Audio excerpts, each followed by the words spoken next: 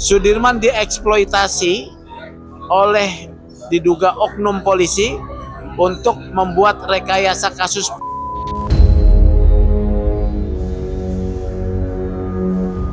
Pengacara yang profesinya untuk tidak menegakkan keadilan tetapi memuluskan rekayasa kasus yang diajukan oleh oknum daripada polisi. Dalam BAP pasti disebut adanya nama pengacara tersebut, tetapi ini adalah diduga pengacara yang melacurkan profesinya. Jadi harus ditindak oleh organisasi profesi.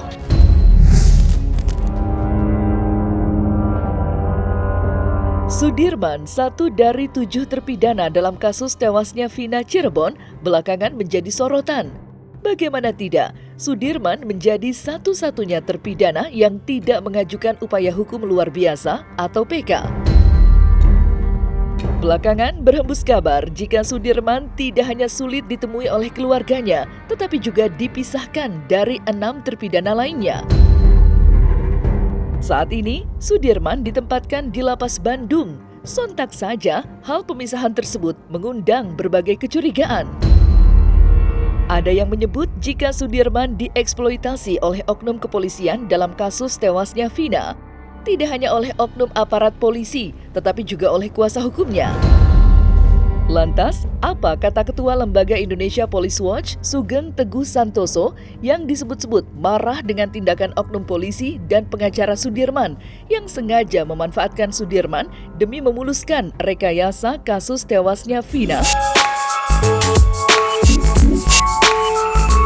Saudara Sudirman dijadikan seperti saksi mahkota oleh kepolisian untuk menjerat 7 terpidana lain.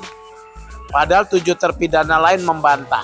Nah, Sudirman dalam hal ini adalah korban dari tindakan tidak profesional, tindakan melanggar hukum dari penyidik kepolisian dan juga termasuk diduga Ibtu Rudiana, ayah korban Eki, ya. Dia adalah korban yang harus dilindungi. Walaupun kemudian Sudirman mengakui bahwa dia melakukan tindak pidana, sebetulnya ini adalah pengakuan yang palsu, ya. Pengakuan yang didapatkan karena tekanan fisik, dianiaya. Apalagi dia dalam kondisi yang secara mental tidak sekuat 7 terpidana lain. Sudirman dieksploitasi oleh diduga oknum polisi untuk membuat rekayasa kasus. Padahal kasus ini bukan kasus. Sudirman kemudian juga mendapatkan penganiayaan. Mungkin juga dia mendapatkan janji-janji, ya. Tetapi yang pasti penganiayaan dialami. Yang kemudian juga membuat sesat adalah peran advokat. Advokat yang ditunjuk oleh polisi untuk Sudirman bukannya membela hak Sudirman, tetapi malah menjebloskan Sudirman untuk kepentingan rekayasa kasus oleh oknum penyidik berjalan mulus. Pengacara yang seperti ini harus dipecat dari organisasi profesi manapun, ya. Pengacara yang menjadi alat dari oknum penyidik guna memuluskan rekayasa kasus harus dipecat oleh organisasinya. Pengacara ini justru adalah pengacara abal-abal, ya. Pengacara yang profesinya untuk tidak menegakkan keadilan tetapi memuluskan rekayasa kasus yang diajukan oleh oknum daripada polisi. Dalam BAP pasti disebut adanya nama pengacara tersebut, tetapi ini adalah diduga pengacara yang profesinya. Jadi harus ditindak oleh organisasi profesi.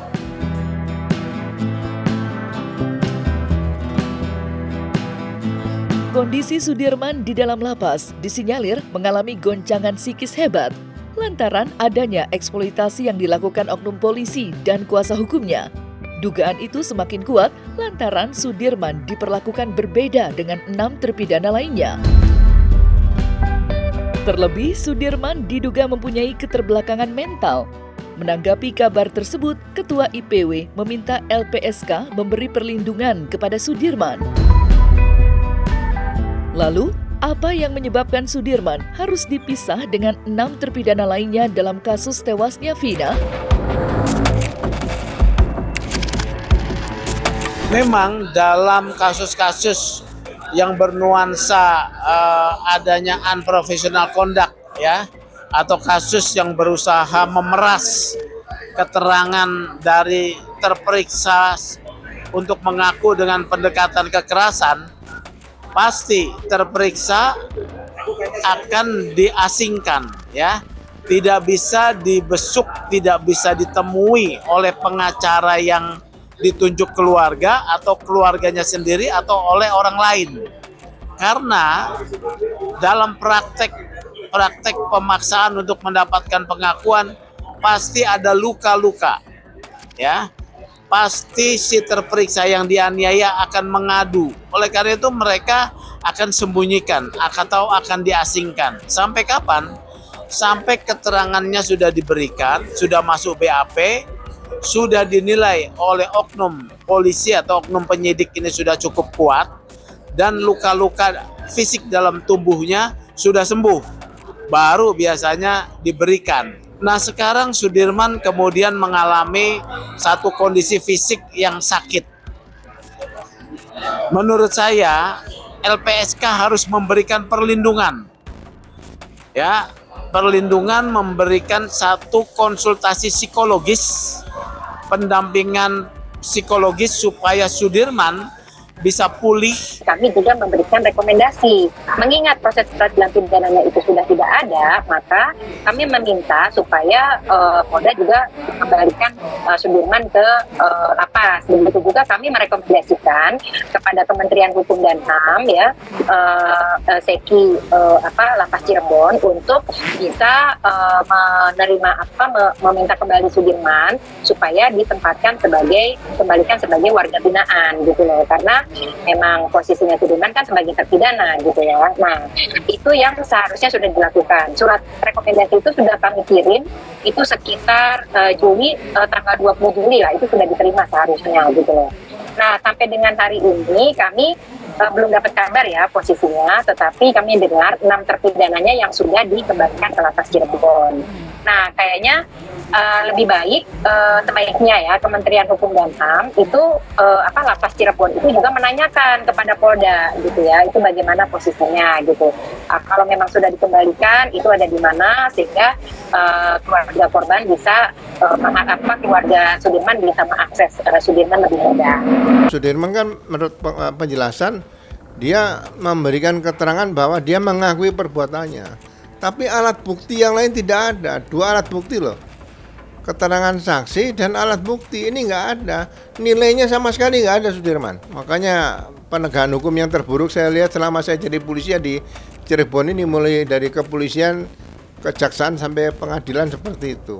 Ya, jadi sebaiknya sekarang orang yang memberikan keterangan bohong, keterangan tidak benar tadi, dan orang yang memerintahkan membuat keterangan bohong dan sebagainya ini dilaporkan kepada polisi, diproses sampai sidang pengadilan, dan putusan pengadilan pun nanti itu bisa dijadikan novum untuk mengajukan PK. Jadi karena mereka sudah ditahan 8 tahun, ya bersabar mungkin ya.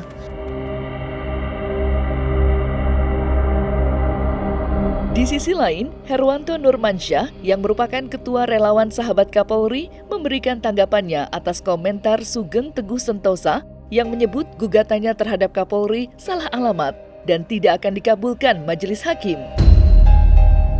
Komentar Ketua IPW membuat Herwanto meradang dan balik menyerang Sugeng yang menurutnya tidak bijak dalam menanggapi sidang gugatannya yang saat ini sedang bergulir di pengadilan.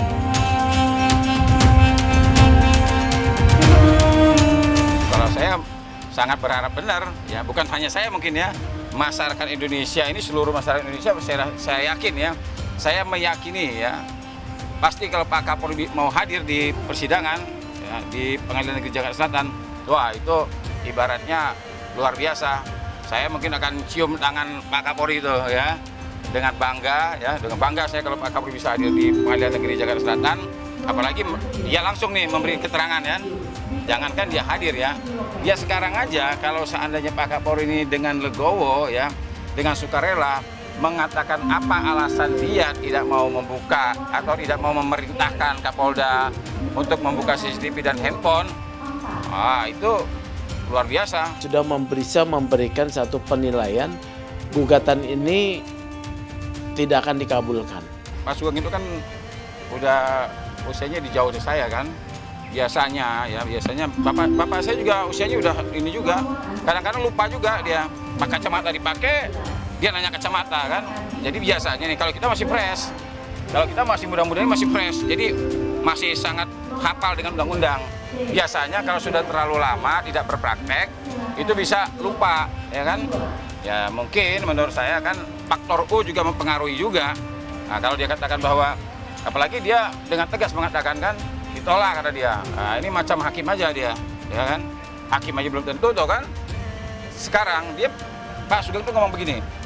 Kenapa Pak Kapolri tidak hadir katanya? Karena dia sudah yakin bahwa perkara ini tidak mungkin dikabulkan. Nah, inilah orang tua nggak tahu perkembangan. Pak Kapolri itu nggak hadir 2 kali, sekarang hadir. Ya kan berarti kan dia takut juga dong. Pak Kapolri juga takut bahwa perkara ini dikabulkan kan?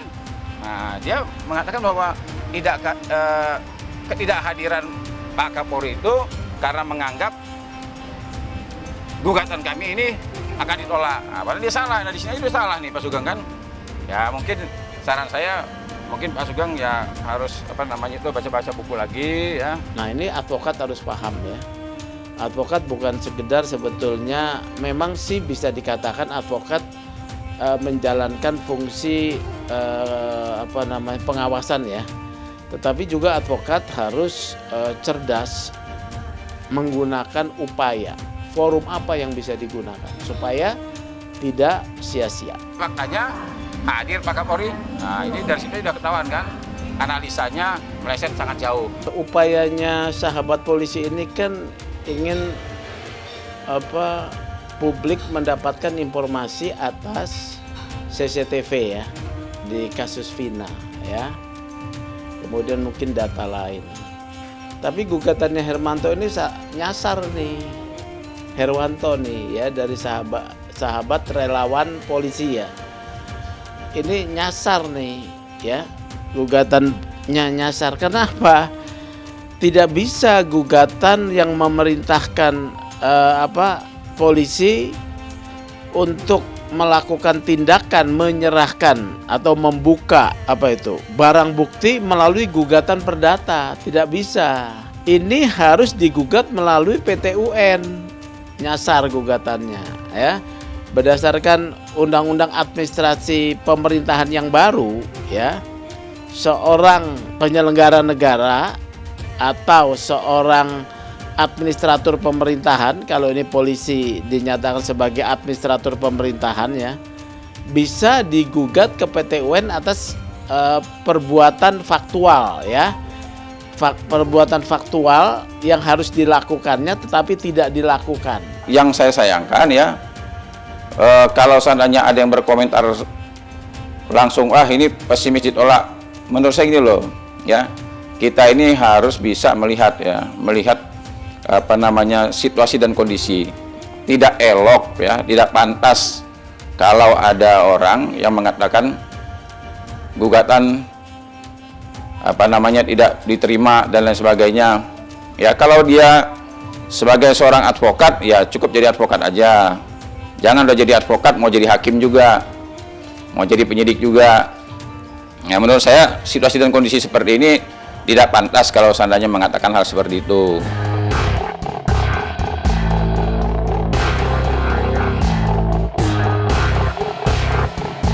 Keputusan Herwanto menggugat Kapolri agar membuka CCTV dan ponsel korban, dalam hal ini Vina dan Eki, tidak lain demi tegaknya keadilan dan terungkapnya kebenaran. Herwanto menduga kasus tewasnya Vina syarat dengan kejanggalan, manipulatif, dan penuh dengan rekayasa. Hal itu tampak saat sejumlah saksi mencabut kesaksiannya dan menyebut kesaksian di tahun 2016 silam diarahkan oleh Ibtu Rudiana. Lantas, apa harapan Herwanto jelang sidang gugatan terhadap Kapolri yang akan digelar pada minggu depan?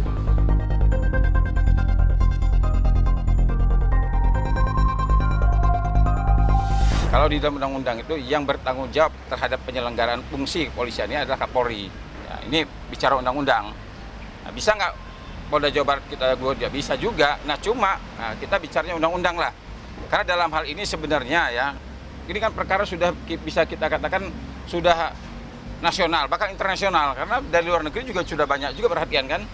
Bahkan yang kirim pesan saya itu ya, banyak yang berkomunikasi sama saya itu bahkan dari luar negeri. Taiwan, Singapura, Malaysia, banyak benar nih yang berkomunikasi dengan saya ini, bahkan telepon. Nah, artinya perkara ini kan sudah bersifat nasional, sudah jelas. Nah kalau perkara ini sudah bersifat nasional, idealnya Pak Kapolri lah mengambil alih. Apalagi kan kemarin Pak Kapolri juga yang berjanji.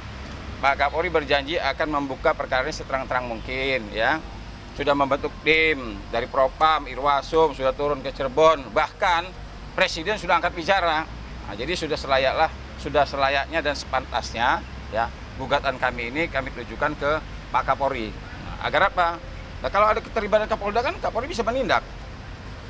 Jadi kalau saya ada keterlibatan DIR, Kapolri bisa menindak. Artinya bisa bersih-bersih lah Pak Kapolri kalau seandainya yang kami gugat ini adalah Kapolri. Itu juga memiliki dasar menurut Undang-Undang Nomor 2 Tahun 2002, Kapolri adalah penanggung jawab terhadap penyelenggaranya fungsi kepolisian. Saya nggak tahu ini, kenapa kok Pak Kapolri ini sepertinya sudah ikhlas, rela, institusi yang yang sebesar ini, apalagi kemarin dia sempat membongkar perkara Pak Ferdi Sambo, kan luar biasa sudah bagus. Nah sekarang ini kan luar biasa dihujat kan, masyarakat menghujat, kita menggugat, yang lainnya suara-suara yang tidak benar, tapi kelihatannya Pak Kapolri ikhlas, sudah rela. Nah, saya nggak tahu juga nih, ya. Saya sebenarnya kasihan juga, tapi apa boleh buat lah. Beliau mau diperlakukan seperti itu ya mau ngomong apa kita. Siapa tahu Pak Kapolri dapat hidayah kan? Soal dapat hidayah, udah buka aja kata dia kan. Nah, bawa nih, tunjukin tuh sama Herwanto dan kawan-kawan. Nah, udah siapa tahu kan? Kita berdoa yang baik-baik aja. Mudah-mudahan Pak Kapolri diberikan kesehatan, diberikan hidayah, ya, diberikan kesadaran, ya pokoknya keselamatan semuanya. Kita doain yang baik-baik aja. Ya geli. Saya geli lihat pengacara-pengacara yang cari panggung itu. Supaya kelihatan hebat, dia ngomong sembarang kali aja, kadang-kadang sudah di luar prosedur hukum. Supaya kelihatannya kayak wah dia ngomongnya sembarang, padahal nggak berbobot sama sekali. Buat saya wajar-wajar saja sebagai praktisi hukum, sebagai lawyer, melakukan segala upaya untuk apa? Untuk supaya kasus ini terang benderang.